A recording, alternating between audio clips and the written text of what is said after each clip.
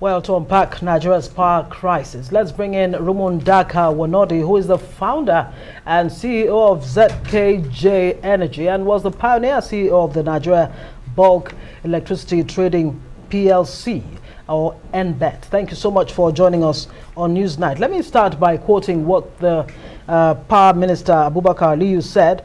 The more reason we are facing the situation is shortage of gas, and some of the generators have to go for maintenance. What exactly does that mean? And of course, he said power outages also, because of lack of gas and other reasons. Help us unpack it, and what exactly is the way forward?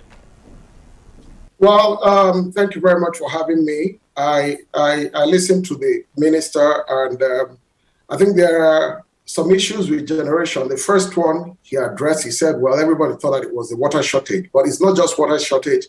But when you look at the thermal plants, we have issues with some of them who have gone for maintenance. We know that, for instance, the Obai power plant that is run by the IGIP was out, and it's one of the power plants that is able to provide what we call ancillary services. Ancillary services are part of the component of power that is produced by certain generators that allow reliability to be maintained within the grid. So some of those power plants had gone out for sea inspection, things that needed to have been done last year, but because of the COVID crisis, they were unable to do some of those inspections and maintenance.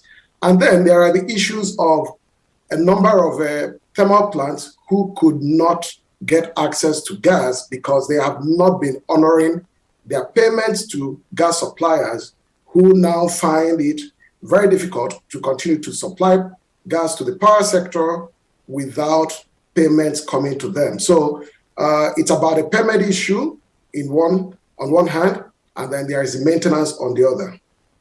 As someone who understands the value chain and how it works, do you get any sense that those in charge of the electricity sector in Nigeria understand what they are doing? Let me also ask you, because sometimes they say it's a problem of capacity. Do you think it's a problem of capacity? Do they understand what we're dealing with here? And when the minister says the collapsed grid is now back, we are just trying to get power into it, what is the guarantee that it's not going to collapse again? Because this is the second time this year alone. So let me start with the issue of capacity. I know quite a number of the agencies in place, and they're being run by people who have been within the power sector and are actually agents of reform.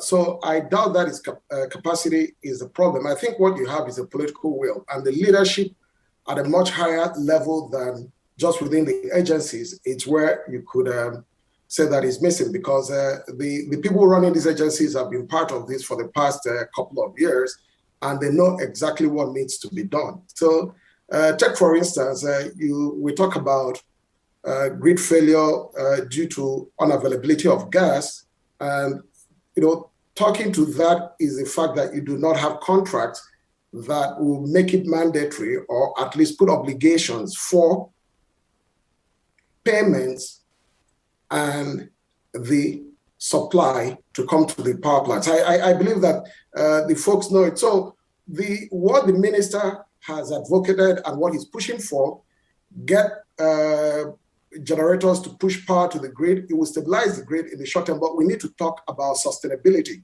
The sustainability is that you have to have firm contracts, you have to have arrangements, you have to have fair tariffs and some payment guarantees across the sector that would actually incentivize players to do what they need to do according to their contracts. So the short term, yes, we can get the grid up, but if you do not do the sustainable, take the sustainable route, then after a while we'll just go back to the same thing happening. Stakeholders actually say that the way out on a sustainable level is to actually decentralize the national grid system. Is that, what do you think about that as a way out? In all honesty, I've seen electricity markets world over. And people could be very frustrated to ask that they want a decentralized grid. Well, it takes a lot to island each of these regional grids because you have to make sure that each one, for instance, has all the power generation that it requires. It has everything for the redundancy that it needs. So if you're dependent, so for instance, if you're dependent on thermal power plants and you're sitting in Lagos, then you lose the benefits of what could come from solar or what could come from a hydro. And then there is also the issue of when you island them, how do you connect them? People are frustrated about a national grid that is not being very well managed. But when you have regional grids, are you going to have interconnections? Are you going to have different system operators who will be dispatching the different generators and trying to put things in balance? And I say this because if you see what happened in the United States last year or 2 years ago when there was a freeze out of the gas wells in the south of the United States, it affected Texas, it affected Oklahoma, Louisiana, and the rest of them. But Texas had power outages because it runs its own grid and it's not connected to the rest of North America. And therefore, once it suffered generation output, it could not wheel power into its region. So there are benefits, and I believe that also if we're going the decentralized grid, that will take time to put in place. So it's not like you just wish it and it will be there. The most sustainable thing is to have a bigger grid, is to have a more robust grid. It allows you for greater reliability, redundancies, and then it's more efficient. Everywhere in the United States, in Europe, people are joining regional grids to make a bigger regional transmission organization. So that is not Nigeria's solution. People can be frustrated, but I think we just stay and do the connections and remove the radial nature of our transmission and make it more connected and more robust. That's what we need to do.